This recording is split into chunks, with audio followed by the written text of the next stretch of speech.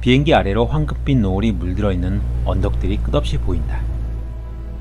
이 들판은 영원히 사라지지 않을 것처럼 노을빛이 더 진해진다. 해가 진다고 해도 이 노을은 언제나 들판에 남아있을 것이다. 파비앙이라는 조종사가 우편 비행기를 몰며 비행기 아래로 펼쳐진 아름다운 자연과 석양을 글로 표현한 내용입니다. 야간 비행하면 왠지 낭만적이라는 단어와 고즈넉한 밤, 그리고 은은한 재즈 같은 음악을 들으며 비행하는 그런 모습이 떠오르는데요. 책을 읽는 동안에 계속해서 이런 상상을 해봤습니다.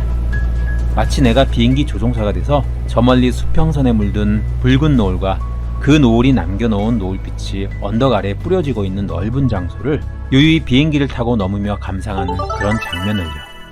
사실 이 책은 특정 사건과 사고를 통해서 독자를 사로잡는 방식을 쓰는 흥미진진한 그런 류의 책은 아니에요. 어떤 사람들은 이 책은 조금 단조롭고 지루하다는 평가를 하시는 분도 많은데요. 그래서 이 책은 추리소설처럼 머리를 쥐어짜고 손에 땀이 나는 내용을 좋아하시거나 아니면 눈물 쏙 빼는 사랑의 로맨스를 원하시는 분들하고는 조금 안 어울릴 수도 있다라고 생각을 하는데요. 대신 이 책을 읽는 동안에 우리 인간이 살아가는 평범한 모습과 그 삶 속에서 각자 소중하게 생각되는 것이 무엇인지 진지하게 고민하고 싶은 분께 읽어보라는 말을 남기고 싶습니다.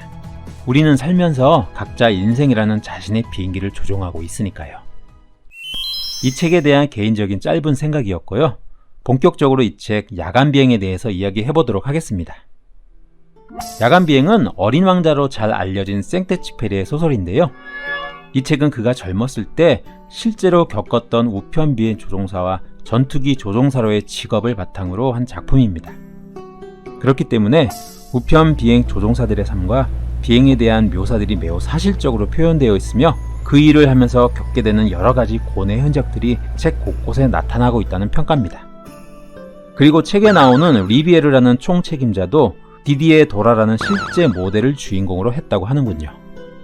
생텍쥐페리는 이 소설을 내놓은 지 약 한 달 뒤에 연합군 자격으로 전투기를 몰다가 2차 대전 종전 1년 정도를 앞둔 1944년 7월 31일에 정찰을 위해서 비행했다가 비행기와 함께 영구 실종이 됩니다. 네, 안타깝게도 여기까지는 실합니다. 이런 일을 두고 사람들은 이 책을 통해서 자신의 운명을 예감한 거다, 이런 말씀을 많이 하는데요.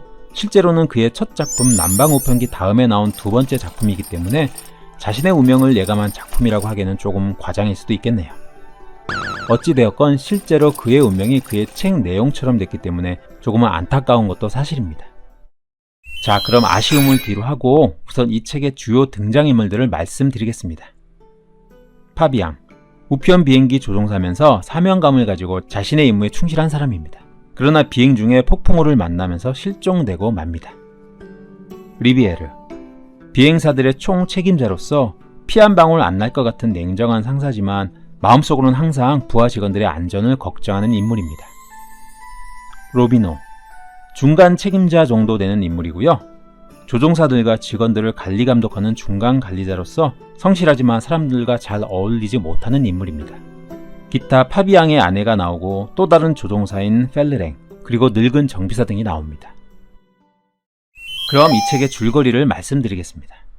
책에서는 파라과이에서 부에노스아이레스와 그리고 부에노스아이레스에서 유럽까지의 우편 수송을 책임지고 있는 총 책임자 리비에르와 우편 비행기 조종사 파비앙을 중점적으로 다루고 있는데요.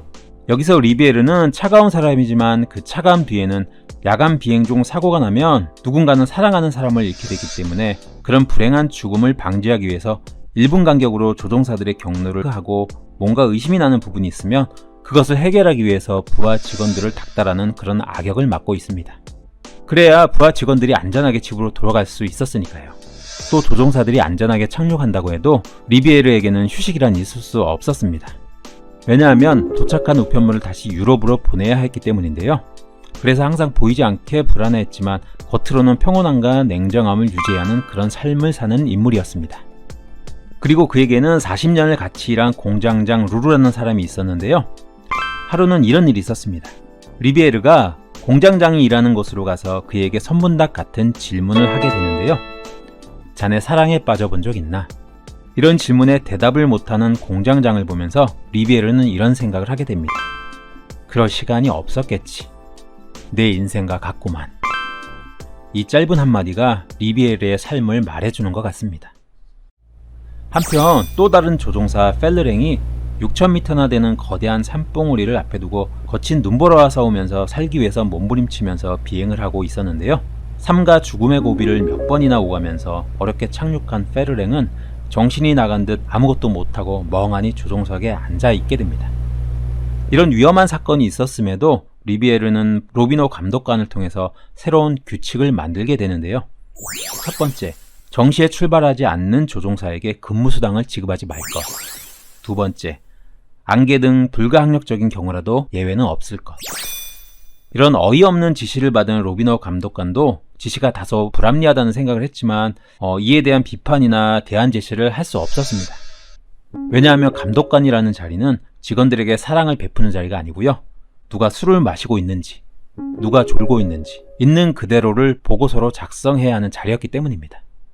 이 때문에 중간 책임자인 로비노 감독관은 본신과는 다르게 어느 누구와도 친해지지 못하는 그런 형편이었는데요. 감독관이라는 자리 때문에 항상 외로웠지만 로비노는 직원들과 친해지고 싶었습니다. 그래서 이 사람은 조종사 펠르랭과 저녁 식사를 같이 한다거나 그를 자신이 묵고 있는 호텔로 초청을 해서요. 그와 친해지려고 애쓰는데요. 이때 회사로 돌아오라는 리비에르의 호출을 받고 급하게 근무지로 돌아간 적이 있었습니다. 돌아가자 리비에르는 로비노에게 부하 직원들과 친하게 지내는 나약한 모습을 보이는 건 매우 잘못된 행동이라는 말과 함께 조종사 펠르랭을 문책하라는 지시를 받게 됩니다. 생각해보면 조금 황당한 지시 같네요. 한편 조종사 파비앵은 결혼한 지 6주밖에 안 된 신혼으로서 달콤한 신혼밤을 보내는 중에 한 통의 전화를 받게 됩니다. 즉 야간 비행 일정이 잡혔으니까 회사로 급히 돌아오라는 내용이었습니다. 연락을 받은 이상 파비앵은 어쩌지 못하고 우편국으로 돌아가게 되는데요. 그리고 우편물이 들어있는 비행기에 올라타서 야간 비행을 시작하게 됩니다. 파비앙은 비행 중에 폭풍우를 발견하고 비행기를 우회하려고 하지만 너무 넓게 퍼진 폭풍우 때문에 어쩔 수 없이 계속 비행을 하는데요. 뒤에 앉은 무선사는 우선 근처 공항의 관제탑과 연락해서 비상 착륙할 수 있는 곳을 찾지만 연락도 잘 안되고 또 연락한다고 해도 근처에 기상이 좋지 않다는 그런 답변만 듣게 됩니다. 연료는 거의 떨어져 가고 비상 착륙도 하지 못하는 상황에서 파비앙은 그저 살기 위해서 무작정 날 수밖에 없었습니다. 신혼이었던 파비앙의 부인은 항상 그랬듯이 회사로 전화해서 남편의 소식과 그리고 착륙 시간을 물어보게 되는데요. 그렇지만 돌아오는 답변은 아직 연락이 없다는 말뿐이었습니다. 불길한 예감에 곧장 사무실로 가보지만 직원들은 자기 일 외에는 관심이 없다는 듯 그녀를 힐끔힐끔 쳐다볼 뿐이었습니다. 그녀는 이곳에서 자신은 불편한 존재라는 느낌을 받지만 남편을 생각하면서 마음을 독하게 먹고 책임자 리비에르를 만나게 됩니다. 그러나 형식적인 대답밖에 듣지 못하고 실망하면서 그곳을 나오게 됩니다. 파비앙의 실종 이후에 리비에르는 마음속으로 여러 가지 생각을 하게 됩니다. 내일이면 파비앙과 관련된 모든 일들과 그가 썼던 물건들은 그 의미를 잃어버리겠지. 그리고 그의 존재도 서서히 잊혀지겠군. 이런 게 죽음인가. 리비에르는 마음이 무거웠습니다. 하지만 그 속마음을 파비앙의 부인과 직원들에게 들키지 않으려고 애썼습니다. 파비앙과 무선사, 그리고 그의 비행기는 어떻게 됐을까요? 육지를 찾지 못한 비행기는 폭풍우를 피해서 상공으로 구름을 뚫고 높이 솟아 올라갔는데요. 그리고 곧 눈이 부실 정도로 환한 빛을 보게 됩니다. 하지만 연료가 얼마 남지 않아서 30분 후면 다시 구름 아래 폭풍우 속으로 들어가야 할 운명이었습니다. 그리고 마지막 교신 내용을 보내는데요. 우리는 다시 구름 속으로 하강한다. 이 이야기의 끝은 이 책을 읽어보고 싶어하는 분들을 위해서 말씀드리지 않겠습니다. 이 책은 겉으로 보면 칠흑 같은 어둠 속을 비행하는 야간 우편 비행기 조종사의 위험한 업무를 자신의 체험을 바탕으로 덤덤하고 그리고 솔직하게 묘사한 책인데요. 그 이면에는 조직과 사회라는 거대한 목표 속에서 우리의 개인적인 삶과 희망의 위치는 어디이고 무엇인가라는 질문을 받는 듯 했습니다. 각자의 삶 속에서 자신이 맡고 있는 역할과 의무에 대한 생각, 그리고 개인적인 본성을 어디까지 통제하며 순응해야 하는지에 대한 고민과 내가 살고 있는 삶에 대한 깊은 고민을 하게 하는 그런 책이었습니다.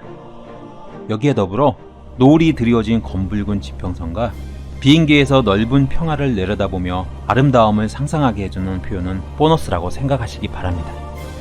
영상 끝까지 봐주셔서 고맙습니다. 스토리필드였습니다.